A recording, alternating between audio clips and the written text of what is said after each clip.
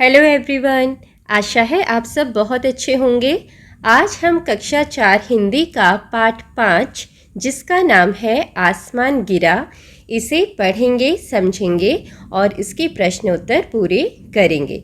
तो एक प्यारी सी कहानी है, चलिए शुरू करते हैं। आपको यहाँ पर पढ़ना भी सीखना है कि किस शब्द को कैसे पढ़ा जाता है, कैसे बोला जाता है। बहुत सारे बच्चों को पढ़ने में परेशानी होती है, तो आप इसमें ध्यान से देखिए कि कैसे हमें पढ़ना है। ठीक है। एक खरगोश था, वह पेड़ के नीचे सो रहा था। अचानक जोर की आवाज़ हुई, धम। खरगोश चौंक कर उठ गया। वह बोला, अरे क्या गिरा? तो यहाँ पर कहानी में बताया गया है कि सबसे पहले क्या है, एक पेड़ है, पेड़ के नीचे खरगोश सो रहा है। इस तरीके से बताया गया है कि खरगोश सोया हुआ था और जब वो सो रहा था उसे अचानक से कुछ गिरने की आवाज़ आई, धम करके। ठीक है। और खरगोश उस आवाज़ को सुनकर एकदम चौंक कर उठ गया और वो क्या बोलता है अपने आप से, अरे क्या गिरा? फिर क्या होता है देखिए। खरगोश ने इधर उधर देखा, उसे कुछ दिखाई नहीं दिया। उसे लगा आसमान गिर रहा है। खरगोश डर गया और भागने लगा। अब जब कुछ गिरने की आवाज़ सुनकर खरगोश उठ गया तो वो इधर उधर देखने लगा, वो ढूंढने के लिए कि आखिर क्या गिरा जिसकी उसे आवाज़ सुनाई दी। और इधर उधर देखने के बाद उसे कुछ ठीक से दिखाई ही नहीं दिया, उसे कुछ भी नहीं मिला। ठीक है। तो देखो यहाँ पर पीछे की तरफ ऐसे यहाँ पर आपको पिक्चर में दिखाई दे रहा है, यहाँ पर कुछ गिरा है जो खरगोश को नहीं मिला। तो जब खरगोश को कोई चीज़ नहीं दिखी वहाँ पर उसे क्या लगा, डर। और डर के मारे वो भागने लगा और उसे लगा कि आसमान गिर रहा है, क्योंकि उसे कुछ दिखाई नहीं दिया। उसकी समझ इतनी सी थी कि उसे क्या लगा कि आसमान गिर रहा है और वो डर गया और वो भागने लगा। आगे क्या होता है, भागते भागते उसे एक लोमड़ी मिली। अब खरगोश तो जंगल में रहता है, तो जंगल में उसे जानवर ही मिलेंगे, है ना। तो उसको भागते भागते कौन मिली, लोमड़ी। उसने पूछा, किसने पूछा, लोमड़ी ने खरगोश से पूछा, खरगोश भाई कहाँ भागे जा रहे हो, जरा सुनो तो। खरगोश भागते भागते बोला, आसमान गिर रहा है, भागो भागो जल्दी भागो। अब रास्ते में जब लोमड़ी मिली और उसने खरगोश को भागते हुए देखा तो उसने प्रश्न पूछा उससे कि खरगोश भाई तुम कहाँ भागे जा रहे हो। तो खरगोश ने भागते भागते उसको क्या बोला कि आसमान गिर रहा है, तुम भी भागो, जल्दी जल्दी भागो। ठीक है। और खुद भागे जा रहा था। उसकी बात सुनकर लोमड़ी ने क्या किया, लोमड़ी भी भागने लगी। देखो लोमड़ी ने भी बिल्कुल नहीं सोचा और वो भी भागने लगी। आगे जाकर उन्हें एक भालू मिला। अब जो दूसरा जानवर मिला पशु खरगोश को, वो कौन था, भालू। भालू बोला, भालू क्या बोलता है, ठहरो ठहरो, कहाँ भागे जा रहे हो। खरगोश और लोमड़ी बोले, भागो तुम भी भागो, आसमान गिर रहा है। अब जब जो भालू है उसने इन दोनों को भागते हुए देखा, इन दोनों से पूछा कि, पहले बोला ठहरो ठहरो, मतलब रुको रुको, कहाँ भागे जा रहे हो। तो खरगोश और लोमड़ी ने उनको बोला, क्या बोला भालू को, कि तुम भी भागो, आसमान गिर रहा है। भालू भी उनके साथ भागने लगा। अब भालू ने भी कुछ नहीं सोचा और उसने भी भागना शुरू कर दिया। खरगोश, लोमड़ी और भालू भागते भागते एक हाथी के पास से निकले।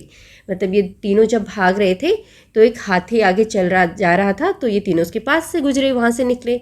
हाथी बोला, अरे सब क्यों भागे जा रहे हो, ठहरो कुछ बताओ तो यहाँ पर हाथी इन तीनों को बोलता है कि अरे तुम सब क्यों भाग रहे हो, और रुको और कुछ बताओ इसके बारे में। तो भालू बोला, आसमान गिर रहा है, तुम भी भागो। तो भालू की बात सुनकर हाथी भी भागने लगा। सब भाग रहे थे।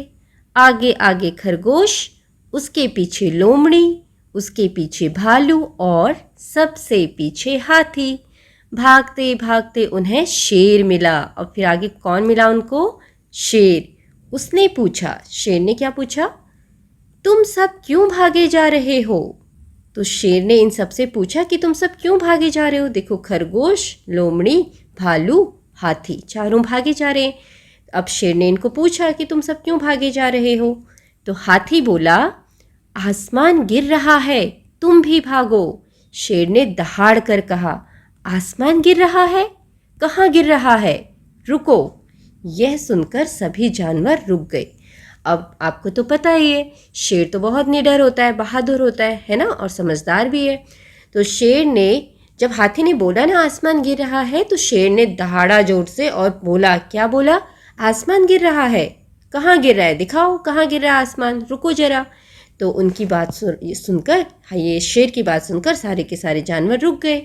शेर ने पूछा, किसने कहा आसमान गिर रहा है? तो अब शेर तो राजा होता है जंगल का, उसने पूछा कि किसने कहा आसमान गिर रहा है? तो हाथी बोला, भालू ने कहा। भालू बोला, मुझसे तो लोमड़ी ने कहा। सब एक दूसरे के ऊपर इल्ज़ाम लगाने लगे, है ना, कि मुझे तो इसने बोला, उसने तो उसको बोला। इस तरीके से बता रहे किसने किसको बोला। लोमड़ी बोली, मुझसे तो खरगोश ने कहा, सबसे पहले इसी ने कहा था। सारा का सारा इल्ज़ाम किस पर आ गया? खरगोश के ऊपर। शुरुआत किसने की थी? खरगोश ने। खरगोश चुप रहा। अब खरगोश चुप हो गया। शेर बोला, कहो खरगोश, कहाँ गिर रहा है आसमान? तो यहाँ पर शेर खरगोश से पूछ रहा है कि बताओ कहाँ गिर रहा आसमान। खरगोश ने कहा, मैं पेड़ के नीचे सो रहा था, वहीं धम से आसमान गिरा। ठीक है, तो यहाँ पर खरगोश वही बात बता रहा है जो उसको वहाँ पर महसूस हुई थी, कि वो सो रहा था पेड़ के नीचे और धम से कोई चीज़ गिरी और उसे लगा आसमान गिर रहा है। शेर ने कहा, चलो चल कर देखें। तो शेर ने बोला, चलो चल कर देखते हैं कहाँ गिरा है आसमान। फिर आगे बढ़ते हैं, क्या होता है देखो। अब खरगोश इन सबको उसी पेड़ के नीचे लेकर आ गया जहाँ पर वो सोया हुआ था। वे सब उस पेड़ के नीचे गए। सबने पेड़ के नीचे देखा। अब सबने पेड़ के नीचे देखा अच्छी तरीके से, ठीक है। वहाँ एक बड़ा सा फल गिरा पड़ा था। तभी वैसा ही एक फल गिरा, धम। तो जब ये लोग ढूंढ रहे थे कि क्या गिरा है, तो वहाँ पर पहले से एक फल गिरा पड़ा हुआ था बड़ा सा, ठीक है। और जब ढूंढ रहे थे उस समय एक और फल गिरा उसी समय। देखो ये फल गिरा है, धम करके ये वाला फल उनके सामने गिरा। खरगोश चौंक गया। अब खरगोश एकदम हैरान हो गया। शेर बोला, तो यही तुम्हारा आसमान था, लो फिर आसमान गिरा, भागो। और सभी हंसने लगे। तो यहाँ पर खरगोश को समझ आ गया कि उसे बहुत बड़ी गलती हुई है। फल गिरा था जिसको वो आसमान समझा, और यहाँ पर शेर भी उसका मजाक बनाने लगा। कैसे? जब दूसरा फल गिरा तो शेर ने बोला, अच्छा तो यही तुम्हारा आसमान है, चलो भागो फिर, ठीक है। और सब हंसने लगे। सभी को समझ में आ गया ये कोई आसमान नहीं गिरा है, ये तो फल है। तो आशा है आपको ये कहानी अच्छी लगी होगी। चलिए बढ़ते हैं इसके प्रश्न उत्तर की तरफ।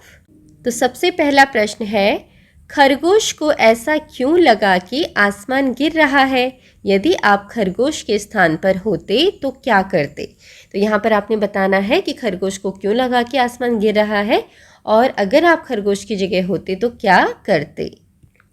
तो यहाँ पर आप अपना उत्तर इस तरीके से लिख सकते हैं। खरगोश पेड़ के नीचे सो रहा था। उसे अचानक से कुछ गिरने की आवाज़ सुनाई दी। उसने उठकर इधर उधर देखा, परंतु उसे कुछ दिखाई नहीं दिया। वह डर गया और उसे लगा कि आसमान गिर रहा है। ठीक। यदि मैं खरगोश के स्थान पर होता या होती तो मैं घबराता या घबराती नहीं, बल्कि ठीक से इधर उधर देखकर पता लगाता या लगाती कि किस चीज़ की आवाज़ मुझे सुनाई दी। ठीक है, इस तरीके से आप यहाँ पर उत्तर लिख सकते हैं। अगला प्रश्न है प्रश्न 2। क्या आपने कभी आसमान से किसी वस्तु को गिरते हुए देखा है? अपने अपने अनुभव साझा कीजिए।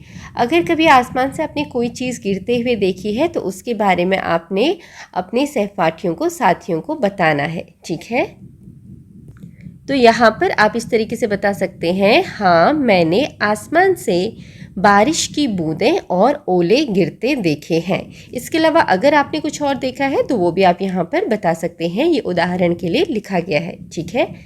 तीसरा प्रश्न है, यदि आप शेर के स्थान पर होते तो खरगोश को किस प्रकार समझाते, कक्षा में चर्चा कीजिए। ठीक है, अगर आप शेर की जगह होते तो खरगोश को कैसे समझाते?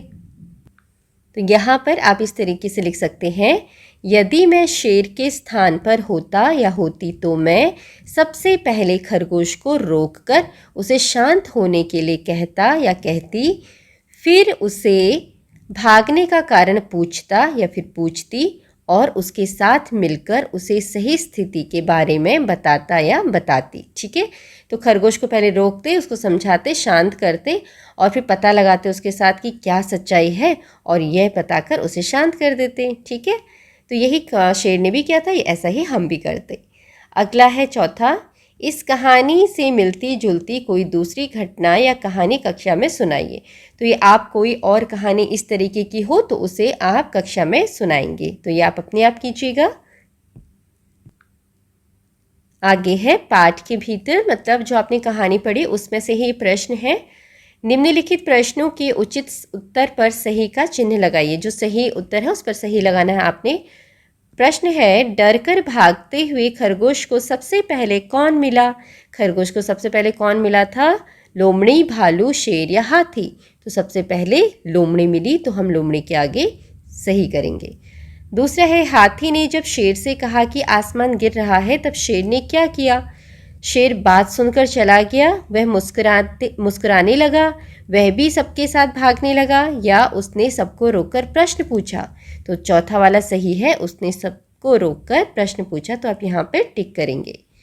आगे है, तो यही तुम्हारा आसमान था, लो फिर आसमान गिरा, भागो। यह कथन किसके द्वारा कहा गया है?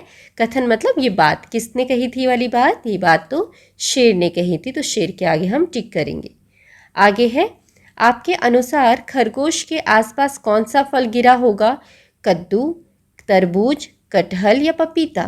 तो यहाँ पर कद्दू तो ज़मीन पे लगता है, तरबूज भी ज़मीन पे लगता है, ये तो ऊपर से गिरा है, तो पपीता और कटहल। अब दो बचे, दो में से कौन सा पेड़ जंगल में हो सकता है बड़ा सा? बड़ा सा तो पपीता या कटहल में से क्या बड़ा होता है? कटहल। तो बड़ा सा फल था तो वो कटहल था। ठीक है, तो हम इसको लिखेंगे कटहल, ये सही उत्तर है। आगे है, सोचिए और लिखिए, इस कहानी में किन किन पात्रों का उल्लेख हुआ है, उनके नाम क्रम से लिखिए। किन किन पात्रों का, पात्रों मतलब यहाँ पर है कौन कौन से कैरेक्टर्स, कहानी में कौन कौन थे, तो उनके नाम तो आपको पता है, तो वो आप क्रम से लिखेंगे कि सबसे पहले कौन, उसके बाद कौन, उसके बाद कौन। ठीक है, तो यहाँ पर आप इस तरह से उत्तर लिख सकते हैं, इस कहानी में निम्नलिखित पात्रों का उल्लेख हुआ है। सबसे पहले खरगोश, फिर लोमड़ी, फिर भालू, फिर हाथी और फिर शेर। ठीक है, अगला प्रश्न है, आसमान गिर रहा है, भागो भागो जल्दी भागो। खरगोश की यह बात सुनकर आपके अनुसार पशुओं को क्या करना चाहिए था? मतलब जब खरगोश ने सबको बोला भागो भागो तो सारे जानवर भागने लगे, लेकिन आपको क्या लगता है बाकी जानवरों को क्या करना चाहिए था? तो यहाँ पर आप इस तरीके से उत्तर लिख सकते हैं, खरगोश की यह बात सुनकर सभी पशुओं को समझदारी से काम लेना चाहिए था और इस बात का पता लगाना था कि वास्तव में ऐसा क्या हुआ है जिससे डरकर खरगोश भाग रहा है। ठीक है, तो बाकी जानवरों को उसकी बात सुनकर ऐसे ही नहीं भागना चाहिए था, उनको अपनी समझदारी का उपयोग करना चाहिए था। ठीक है, समझदारी से काम लेना चाहिए था और पता लगाना था कि खरगोश आखिर क्यों डरकर भाग रहा है। अगला प्रश्न है तीसरा, कहानी में आपको कौन सा पात्र सबसे अच्छा लगा और क्यों? मतलब कहानी में आपको सबसे अच्छा कौन लगा और क्यों लगा, उसके बारे में बताना है। तो यहाँ पर मैंने उदाहरण के लिए लिखा है, आपको जो अच्छा लगा हो उसके बारे में आप यहाँ पर बताएंगे। कहानी में मुझे शेर सबसे अच्छा लगा क्योंकि वह बहुत निडर और समझदार था। ठीक है, वो डरा नहीं, शेर डर कर भागा नहीं, उनकी बात सुनकर उसने समझदारी से काम लिया और उसी की कोशिश से सभी को यह पता चला कि आसमान नहीं, पेड़ से एक बड़ा सा फल गिरा था। ठीक है, तो इसलिए मुझे शेर अच्छा लगा, ऐसे ही आप भी बता सकते हैं। अगला प्रश्न है, यदि शेर भी भगदड़ में शामिल हो जाता और प्रश्न न पूछता तो क्या होता? मतलब अगर शेर भी इनकी बात सुनकर भागने लगता और कोई सवाल नहीं पूछता तो क्या होता। तो यहाँ पर आप बता सकते हैं यदि शेर भी भगदड़ में शामिल हो जाता तो सारे जानवर डर कर भागते रह जाते और किसी को भी सही बात का पता नहीं चलता, है ना। क्योंकि सही बात तो किसने बताई थी, शेर ने। और अगर शेर भी भागता रहता और वो भी कुछ नहीं पूछता तो किसी को पता ही नहीं चल पाता कि आखिर पेड़ से असली में क्या गिरा था, फल गिरा था, आसमान नहीं गिरा था। ठीक है, तो इस बात का किसी को पता नहीं चलता अगर शेर भी भागता। इस तरीके से आप इन प्रश्नों के उत्तर लिखेंगे। आगे है भाषा की बात। निम्नलिखित पंक्तियों को नीचे दिए गए उचित विराम चिन्हों की सहायता से पूरा कीजिए।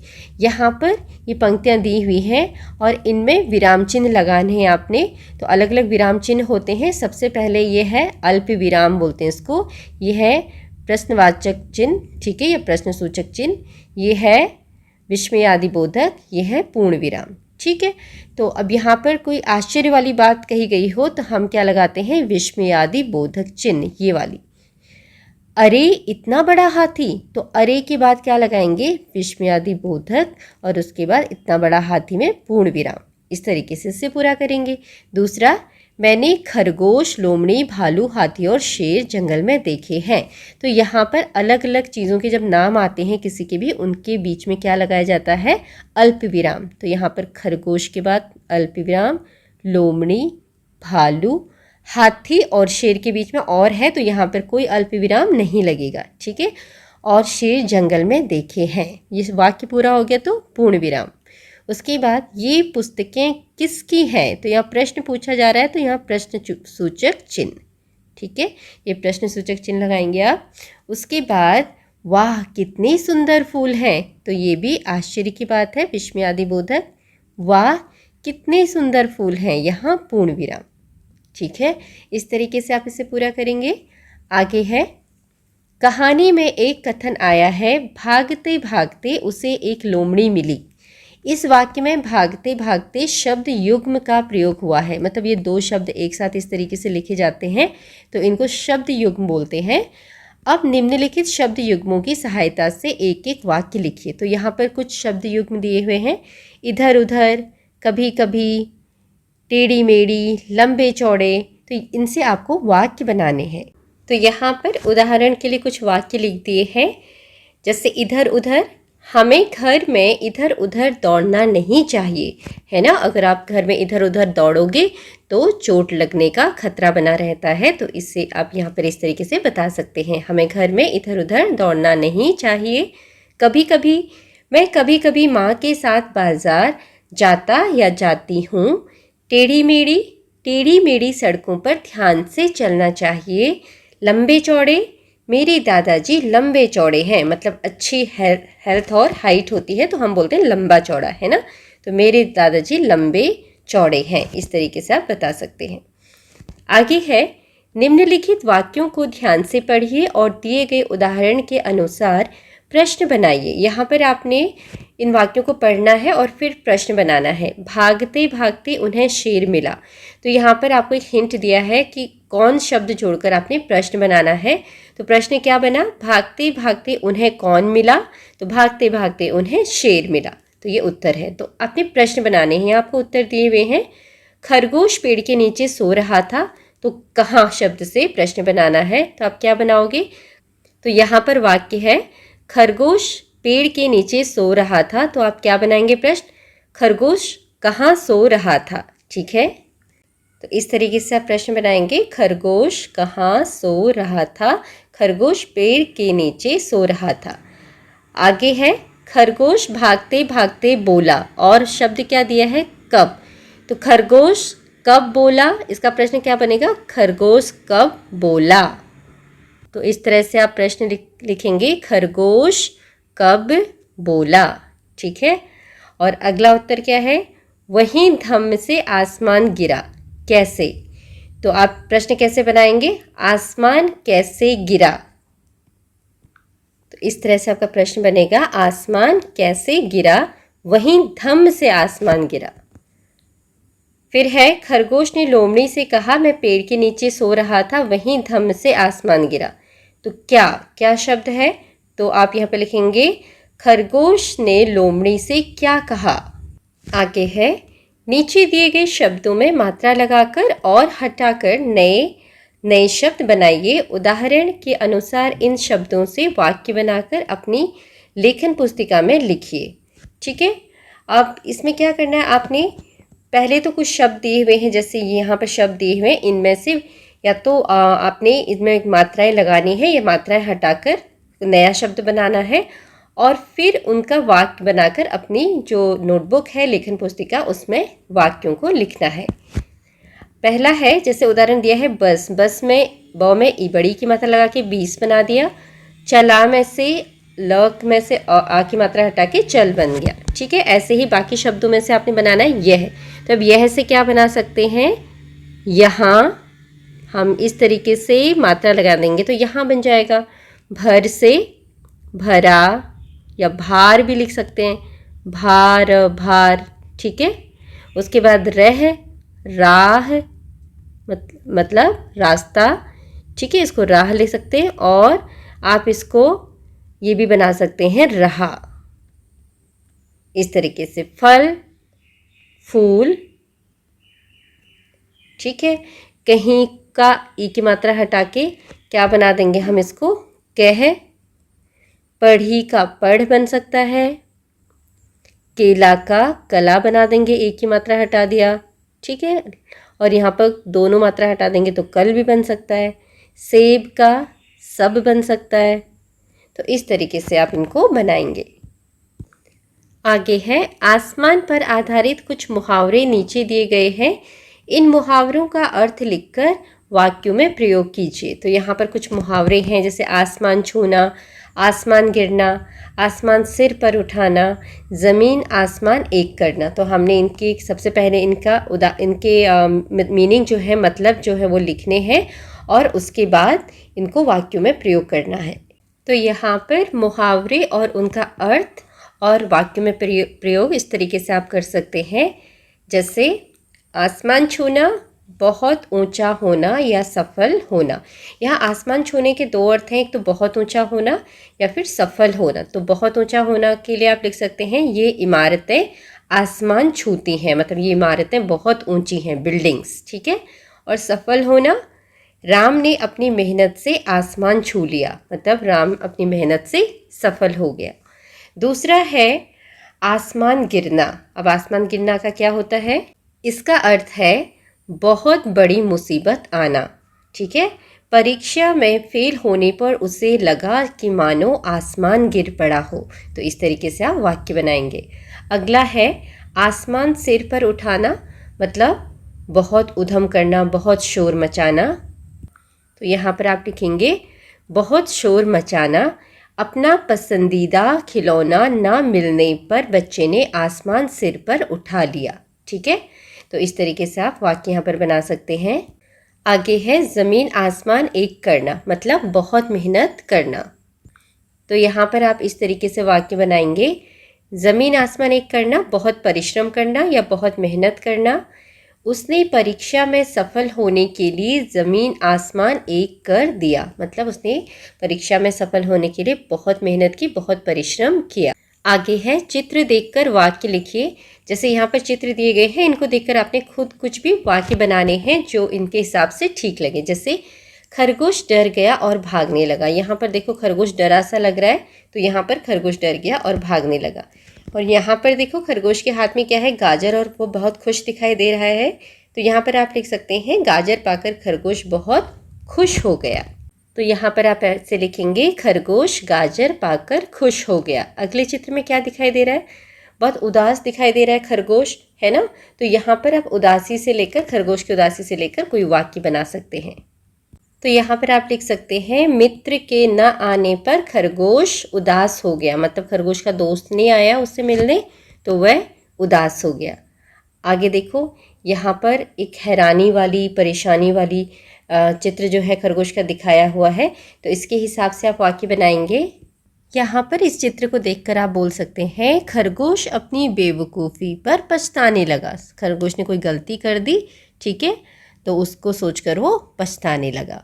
तो इस तरीके से आप और भी वाक्य यहाँ पर बना सकते हैं। आगे है अनुमान और कल्पना। कल्पना कीजिए कि यदि खरगोश के स्थान पर शेर और शेर के स्थान पर खरगोश होता तो क्या होता। अपनी कहानी बनाइए और कक्षा में सहपाठियों को सुनाइए। तो ये आप अपने आप से करेंगे कि इनकी जगह में अगर इनकी जगह बदल दी जाए तो किस तरीके की कहानी बन सकती है। तो ये आप कीजिएगा, ये आपकी एक्टिविटी है। कहानी में खरगोश कुछ गिरने की ध्वनि सुनकर घबरा गया। यदि ऐसी ही ध्वनि हाथी ने सुनी होती तो क्या वह भी इतना घबराता। सोचिए और अपनी बात सहपाठियों को सुनाइए। तो यहाँ पर जो हाथी है वो थोड़ा ज़्यादा समझदार होता है, तो हाथी इतना नहीं घबराता। तो उसकी जगह अगर खरगोश की जगह हाथी होता तो क्या होता, उसके बारे में सोचकर आपने बताना है। फिर यदि खरगोश के स्थान पर कौवा चौंक जाता और उड़ने लगता तो उसे रास्ते में कौन कौन मिलता और उससे क्या क्या पूछता। कल्पना कीजिए और एक कहानी सुनाइए। तो ये सब आपकी एक्टिविटी बेस्ड है। आपने कल्पना करना है, इमेजिन करना है, सोचना है और कहानी बनानी है। तो आप ये कहानी बना के अपनी कक्षा में एंजॉय कीजिएगा। आगे है ढूंढिए और गिनिए। नीचे दिखाए गए चित्र में पात्रों की संख्या गिनकर रिक्त स्थान पर लिखिए। तो यहाँ पर बताने हैं कौन कितनी है। जैसे कि ये लोमड़ी है, ठीक है। लोमड़ी कितनी है यहाँ पर, 1 2 3। तो यहाँ पर 3 लिखा हुआ है। ऐसे ही अब बिल्ली कितनी है ढूंढो, 1 2 3 4। तो यहाँ पर आप लिखेंगे 4। और भेड़ कितनी है, 1 2, ठीक है। तो यहाँ पर आप लिखेंगे 2। और भालू कितने हैं, 1 2। भालू भी यहाँ पर 2 हैं। तो इस तरीके से आप इनको पूरा करेंगे। आगे है कलाकारी। दिए गए चित्र में रंग भरिए। तो ये तो आपके लिए प्रोजेक्ट वर्क है, तो इसमें सुंदर सा रंग भर के आप इसको पूरा कीजिएगा। आगे देखते हैं। नीचे दिए गए चित्रों के अनुसार शिक्षक की सहायता से कागज की पुतलियां बनाकर इस कहानी का अभिनय कक्षा में कीजिए। तो आपने यहाँ पर पपेट्स बनाने हैं, कागज की पुतलियां इस तरीके से, ठीक है। और इनका अभिनय करना है कक्षा में, आपने ये ड्रामा करना है। तो ये आप अपनी शिक्षक की सहायता से कीजिएगा। नीचे दिए गए चित्रों के अनुसार शिक्षक अभिभावक की सहायता से कागज की छतरी बनाइए। तो यहाँ पर आपने एक प्यारी सी कागज की छतरी बनानी है, जैसे आपको इसमें बताया गया है उस तरीके से आप कागज़ की छतरी बनाइएगा, ठीक है। और पढ़ने के लिए है आपके लिए यहाँ पर एक छोटी सी प्यारी सी कहानी। तो देखते हैं क्या है ये। चेरापूंजी के मेहमान। आपको पता है चेरापूंजी कहाँ पर है। चेरापूंजी हमारे देश भारत में एक राज्य है मेघालय, वहाँ पर ये चेरापूंजी जगह है। और यहाँ पर पूरे साल भर सबसे ज़्यादा बारिश होती है। तो यहाँ इसके बारे में बताया गया, देखो क्या है। जुलाई का महीना था, 1 महीने से बारिश 1 मिनट के लिए भी नहीं थमी थी। मतलब जुलाई के महीना तो बारिश का महीना होता है, तो यहाँ भी बारिश जुलाई का महीना था और बारिश 1 मिनट के लिए भी नहीं थमी थी, मतलब लगातार बारिश हो रही थी। उन दिनों में सोहरा आज का चेरापूंजी के स्टेट बैंक में काम करता था। तो यहाँ पर कोई व्यक्ति है जो अपनी कहानी बता रहे हैं, तो बोल रहे हैं कि पहले जो आजकल जिसको हम चेरापूंजी बोलते हैं, पहले उस जगह को सोहरा बोलते थे। तो ये जो व्यक्ति हैं वो वहाँ पर एक स्टेट बैंक था, वहाँ पर काम करते थे। तो उसके बारे में बता रहे हैं कि मैं वहाँ पर काम करता था। मेरा घर बैंक के ठीक ऊपर वाले माले पर था। मतलब जहाँ पर बैंक था उसके ऊपर वाले माले में क्या था, ये इनका घर था। मतलब उनका जो फ्लोर था वो बैंक जहाँ पर था उसके ऊपर वाले फ्लोर में उनका घर था। एक दिन जब मैं घर आया तो देखा घर पानी से भरा हुआ है।